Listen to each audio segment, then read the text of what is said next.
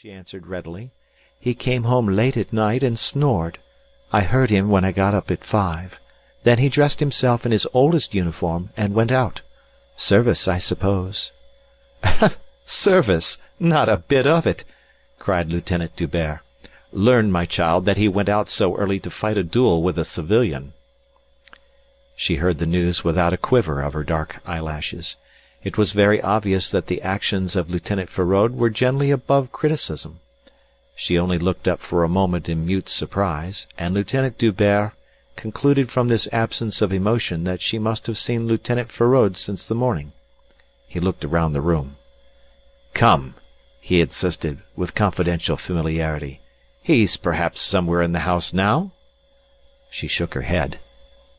"So much the worse for him," continued Lieutenant D'Hubert, in a tone of anxious conviction.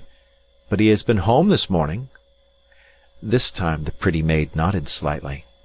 "He has!" cried Lieutenant D'Hubert. "And went out again? What for? Couldn't he keep quietly indoors? What a lunatic! My dear child!" Lieutenant D'Hubert's natural kindness of disposition and strong sense of comradeship helped his powers of observation, which generally were not remarkable. He changed his tone to a most insinuating softness, and, gazing at the hussar's breeches hanging over the arm of the girl, he appealed to the interest she took in Lieutenant Feraud's comfort and happiness. He was pressing and persuasive. He used his eyes, which were large and fine, with excellent effect. His anxiety to get hold at once of Lieutenant Feraud, for Lieutenant Feraud's own good, seemed so genuine that at last it overcame the girl's discretion. Unluckily, she had not much to tell. Lieutenant Feraud had returned home shortly before 10, had walked straight into his room, and had thrown himself on his bed to resume his slumbers. She had heard him snore rather louder than before, far into the afternoon. Then he got up, put on his best uniform, and went out. That was all she knew. She raised her candid eyes up to Lieutenant D'Hubert, who stared at her incredulously. "It's incredible! Gone parading the town in his best uniform!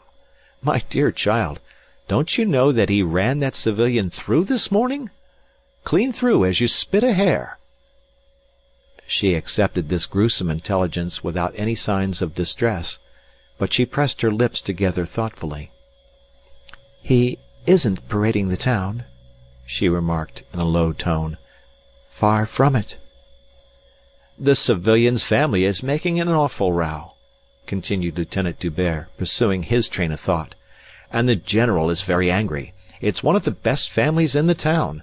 Feraud ought to have kept close at least." "What will the general do to him?" inquired the girl anxiously.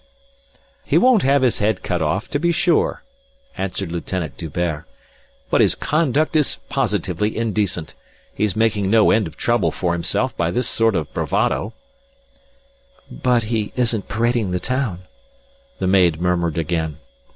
"Why, yes, now I think of it. I haven't seen him anywhere. What on earth has he done with himself?" "He's gone to pay a call," suggested the maid, after a moment of silence. Lieutenant D'Hubert was surprised. "A call? Do you mean a call on a lady?" "The cheek of the man! But how do you know this?" Without concealing her woman's scorn for the denseness of the masculine mind, the pretty maid reminded him that Lieutenant Feraud had arrayed himself in his best uniform before going out. He had also put on his newest dolman, she added in a tone as if this conversation was getting on her nerves, and turned away brusquely. Lieutenant D'Hubert, without questioning the accuracy of the implied deduction, did not see that it advanced him much on his official quest. For his quest after Lieutenant Feraud had an official character. He did not know any of the women this fellow who had run a man through in the morning was likely to call on in the afternoon. The two officers knew each other but slightly. He bit his gloved finger in perplexity. "Call!" he exclaimed.